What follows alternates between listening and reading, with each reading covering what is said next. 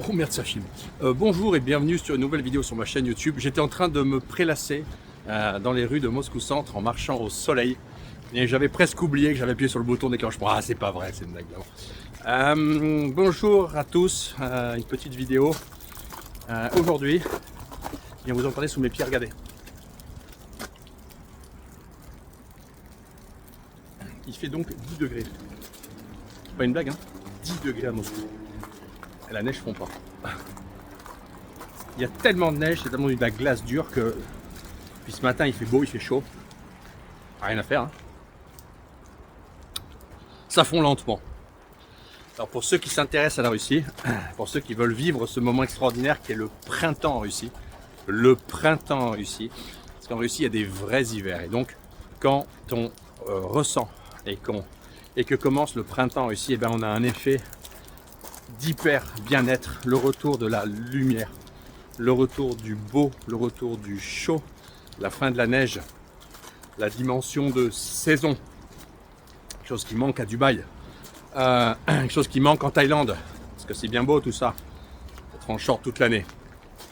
Enfin, c'est quand même sympa d'avoir de la belle neige, de se faire une fondue, c'est sympa d'avoir un bel automne rouge, doré, les feuilles, les forêts rouges, c'est sympa d'avoir un printemps merveilleux qui vous sort de l'hiver. C'est sympa d'avoir un vrai été avec des orages. Alors aujourd'hui, je ne suis pas venu pour vous parler des saisons russes. Les gens qui s'intéressent à la Russie peuvent télécharger mon livre blanc. J'ai écrit un livre blanc gratuit sur la Russie. Je mets le lien vers le livre blanc dans le premier commentaire, mais aussi dans le descriptif de la vidéo. Téléchargez-le, c'est gratuit, lisez-le, mais m'envoyez vos commentaires. Vous me dites si vous avez appris des choses, si vous êtes intéressé, et vous me dites surtout si vous voulez que je fasse un deuxième livre blanc. Le deuxième livre blanc du Flussien sur la Russie, attention, cette année. Alors, aujourd'hui, je voudrais vous parler sous ce climat extraordinaire. Regardez, des montagnes de neige derrière moi. C'est l'hypercentre de Moscou. Hein. Ouh, oh, oh. Et là, vous pouvez voir l'architecture derrière moi. Des immeubles staliniens avec des balcons, des entrées magnifiques. Voilà, vous avez des immeubles staliniens et la neige. Alors, aujourd'hui, une vidéo pour répondre à une question qu'on m'a posée plusieurs fois depuis 2022 en fait. Et pour répondre aussi à une espèce de sujet qu'on entend beaucoup sur les médias français, c'est la question concernant l'opération militaire spéciale que la Russie mène depuis un peu plus de 4 ans en Ukraine. Vous savez que ça fait 4 ans maintenant que l'opération militaire spéciale se déroule. Et vous pouvez d'ailleurs aller voir. Beau, hein, la neige dégueulasse comme ça. Voilà, ça vous fait envie. Hein. Vous pouvez d'ailleurs aller voir ma vidéo. Je viens de faire une vidéo sur YouTube il y a quelques jours hein, pour les 4 ans de l'opération militaire spéciale en Ukraine. Ça fait à peu près 15 jours. Vous pouvez la lire si vous avez du temps à perdre. Vous pouvez regarder les vidéos que j'ai fait pour les 3 ans de l'opération militaire spéciale, pour les 2 ans, pour les 18 mois, pour les 6 mois. Et vous pouvez, donc avec du retour dans le temps, vous pouvez écouter mes analyses, vous pouvez lire mes projections et voir si je m'étais trompé ou pas. Alors, aujourd'hui, une vidéo pour parler d'un sujet lié à l'opération militaire spéciale. Beaucoup de gens me demandaient, mais en fait, qu'est-ce que les Russes pensent de l'opération militaire spéciale? Est-ce que les Russes sont de cruels assassins qui soutiennent la guerre? Ils veulent tuer des Ukrainiens et sont tous derrière l'État russe qui veut tuer des Ukrainiens. Est-ce que les gens sont tous contre la guerre? Et ils n'osent pas le dire parce qu'ils ont peur de Poutine, il va tous les mettre en prison. Et c'est un peu les deux trucs qu'on entend sur les médias russes. Les Russes sont des salauds, sur les médias français, pardon. Les Russes sont des salauds, hein, ils veulent la guerre. Mais ils n'osent pas dire qu'ils sont contre la guerre parce qu'ils ont peur de Poutine. Donc, ils sont pour la guerre mais contre la guerre. Et en tout cas, Poutine est un tyran. Alors je vais tenter de vous donner un retour d'expérience. Je ne vais pas me baser sur des sondages, des machins. Je vais vous expliquer ce que moi je ressens en tant que citoyen russe et en tant que citoyen prussien. C'est une race, c'est une nationalité nouvelle, le prussien. Qu'est-ce que les gens autour de moi, russes et étrangers qui sont en Russie, pensent? Qu'est-ce qu'ils ressentent? Qu'est-ce qu'il en est vraiment? Regardez. Moscou 10 degrés. Là, vous avez le Swiss Hotel et en haut, c'est un roof bar. Voilà, vous allez voir, j'ai croisé une femme et sa gamine, elles sont en tenue de ski. Entre guillemets, c'est derrière moi, pour se protéger du froid. Il y a un peu de vent. Et là, on est à ces moments où il y a des gens habillés, il y a déjà des gens en short et il y a encore des gens en combi de ski. C'est le mix russe. Bref. Alors, qu'est-ce que les Russes pensent de l'opération militaire spéciale? Qu'est-ce qu'il en est? Je vais vous dire. Déjà, il faut que vous compreniez que les Russes, fondamentalement, c'est pas un peuple attaquant. C'est un peuple défenseur. C'est-à-dire que le Russe, il n'attaque pas le voisin. Le Russe, quand la Russie s'est étendue, quand la Russie a pris les terres occupées par les Mongols, 16e siècle notamment, elle a défait la Horde d'Or, il n'y a pas eu une extermination des Mongols, pas du tout. Il y a eu une collaboration qui est mise en place. La chute de Kazan s'est soldée par une espèce de diplomatie intéressante. Les nobles russes ont dit aux nobles tatars, vous êtes nobles, nous sommes nobles, nous sommes orthodoxes, vous êtes musulmans. En tant que nobles musulmans, vous aurez des esclaves orthodoxes. Et nous, en tant que nobles orthodoxes, nous aurons des esclaves musulmans, mais vous gardez vos us et vos coutumes. Et l'organisation de votre société. Donc ça, c'est vraiment important, c'est que ça, c'est la façon de faire à la russe. Il n'y a pas de colonisation. Il n'y a pas de modification des substrats profonds culturels. On n'impose pas une façon de faire. Au contraire, on est plutôt en logique de respecter la façon dont font les gens.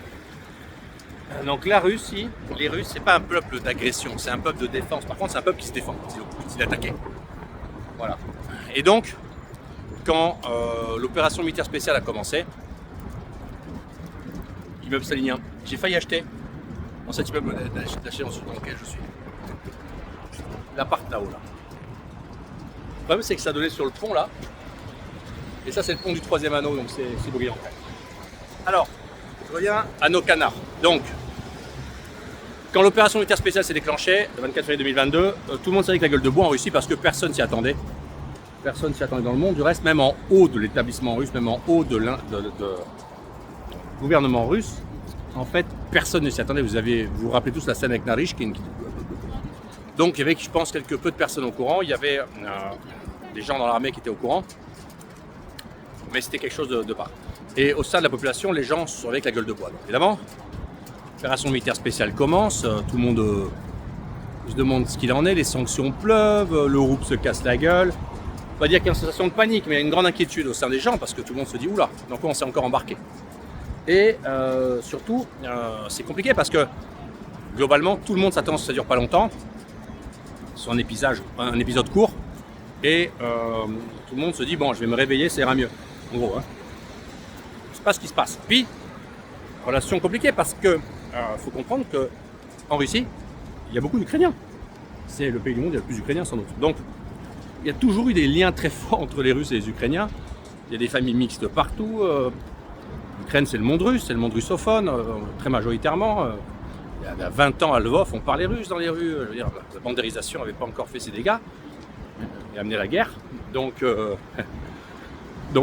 voilà. Donc, en gros, le truc, c'est que il y a une grosse incompréhension. Il y a une grande incompréhension. Mec qui me regarde par les Français, mais en même temps, il bloque la route. Il y a une grande incompréhension. Ça, c'est les petits cafés qu'il y a dans les. Regardez cette là. Ouh, c'est beau. Donc là, il y a un bar à huîtres. J'avais déjà filmé. C'est plus sympa l'été. Il y a une terrasse avec les trucs comme ça, on peut s'asseoir. Voilà. Et puis là, vous avez un restaurant kebab tenu par des Ouzbeks, des Turcs, des machins. C'est très très bon. Ils vendent pas de l'alcool, ils n'ont pas de licence d'alcool. Donc on va acheter de l'alcool au magasin d'alcool qui est derrière. On amène cette bouteille d'alcool et on peut les boire dans le restaurant. Bien réussi. Ça, vous êtes au resto, vous buvez une bouteille de vin au prix du magasin. Alors, et ils ne vous demandent rien ici à part acheter de la viande.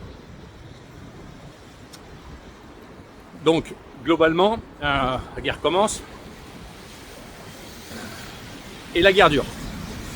Et en 2022, les nouvelles sont pas bonnes. Ça s'éternise, les sanctions tombent, les Occidentaux ruinent les négociations, poussent à la guerre. Et puis, tout le monde fait un peu comme si on s'en occupait pas. Et puis arrive la mobilisation de 2022. Et là, tout le monde se trouve concerné parce que ça mobilise autour de ça. Donc en fin 2022, avec les mauvaises nouvelles militaires, la mobilisation fait que l'opération militaire spéciale rentre dans chaque famille. Et en 2022, l'opinion russe, elle était super partagée, elle était déjà noyée dans le stress, mais les sondages dispo des instituts d'État, pas d'État, Levada, machin, peu importe, en gros la même image se dessinait, même s'il y avait un lissage, c'est qu'il y avait beaucoup de gens assez indécis, et à peu près autant de gens qui voulaient négocier que de gens, en fait, qui ne voulaient pas négocier. C'est-à-dire qu'en fait, il y avait 30-40% de la population qui s'est dit non, il faut qu'on arrête. 30%, 40% qui disaient non, on continue. Donc, il y avait vraiment un split au sein de la société russe. Et les gens ne savaient pas, en fait, ce qu'ils devaient faire et penser. Mais la société était super partagée. Et puis en 2023, 2024, il y a eu un changement. Moi, je l'ai vu autour de moi, je l'ai vu au sein des gens. C'est que peu à peu, il y a eu un effet drapeau. Et cet effet drapeau, il s'est développé et il a évolué. Alors au début, mi-2023, mi-2024 par là, quand ça a commencé à aller mieux, militairement, les Russes ont senti que l'économie du pays allait tenir le choc et que donc globalement, la catastrophe annoncée n'allait pas arriver. Et les gens étaient extrêmement concernés par les événements. Donc en fait, il y a eu un effet drapeau. Il n'y a jamais eu les Russes soutiennent la guerre en fait. C'est une invention sur le plateau.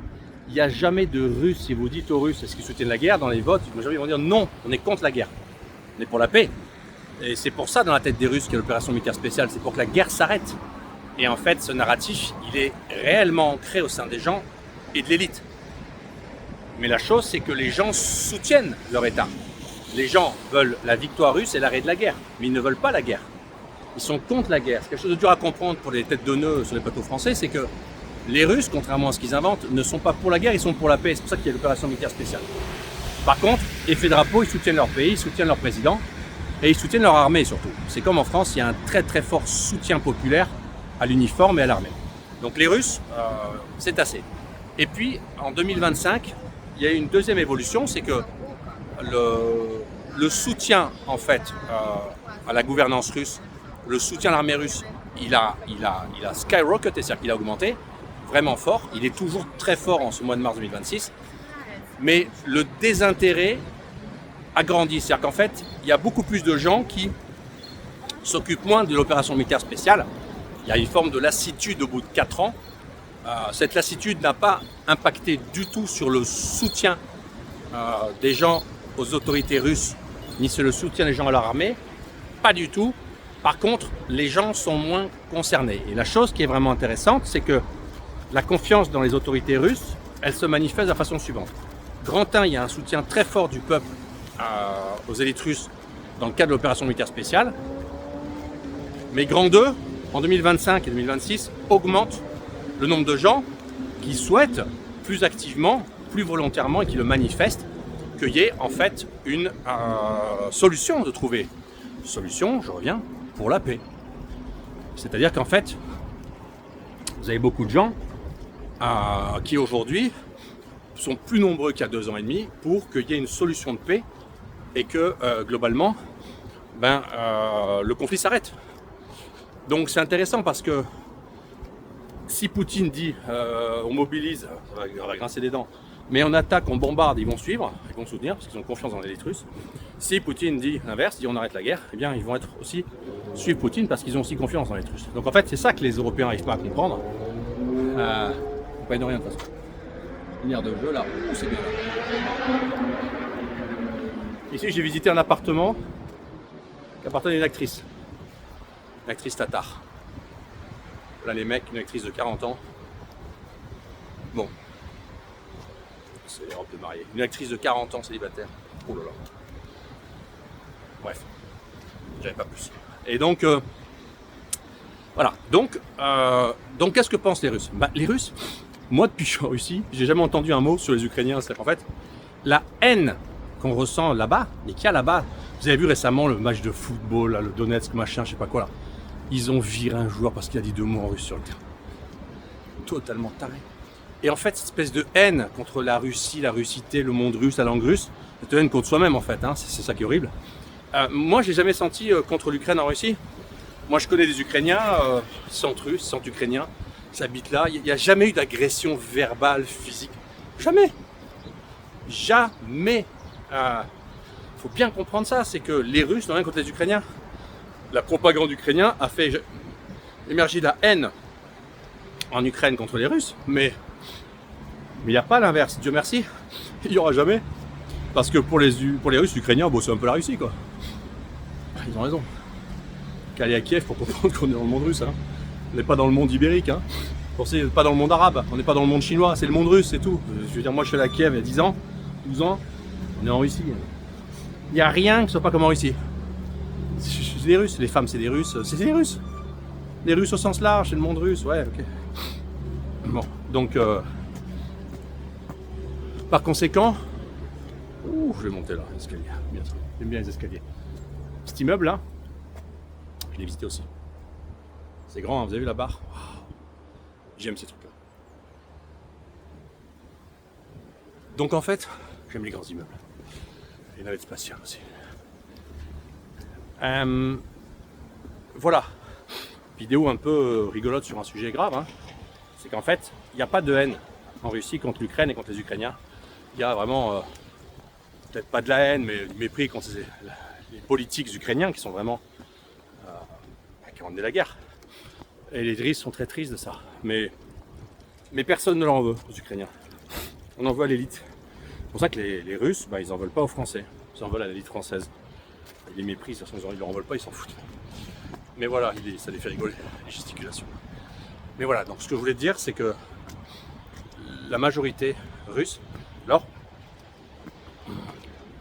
ce qui est très marrant, c'est que Moscou, qui était une ville rebelle, on parlait de Moscou bourgeois, d'une ville qui était un peu, pas contestataire, mais pas loin, et en fait, c'est fini ça.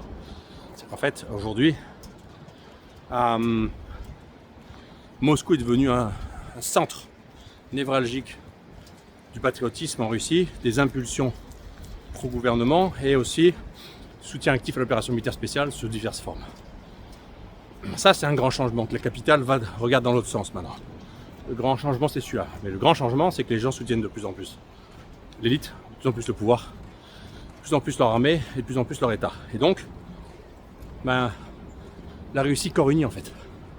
C'est ça qui va être dangereux pour les Occidentaux, qui est dangereux pour les Ukrainiens. C'est qu'en Ukraine, la société est beaucoup plus fatiguée, épuisée, partagée. Ah, ça, c'est pas mal ça. Le bout de voile, je vais vous montrer. Alors, bon, évidemment là, il y a de la neige, on ne voit rien, mais c'est un resto très très sympa. Dedans, il y a des chats, des gros chats. Des chats domestiques qui sont les chats du restaurant. Donc on peut voir ces gros, les énormes chats. Voilà, marrant, le boulevard. Alors là, l'été, je comprends ces terrasses avec les trucs, les vaches, les chevaux, Voilà, je reviendrai cet été, allez, promis. Que pensent les Russes d'opération militaire spéciale? Voilà, ils en pensent qu'ils soutiennent la Russie et leur élite. Et leur armée, c'est tout. Vous avez compris ça? Là, vous avez compris la Russie.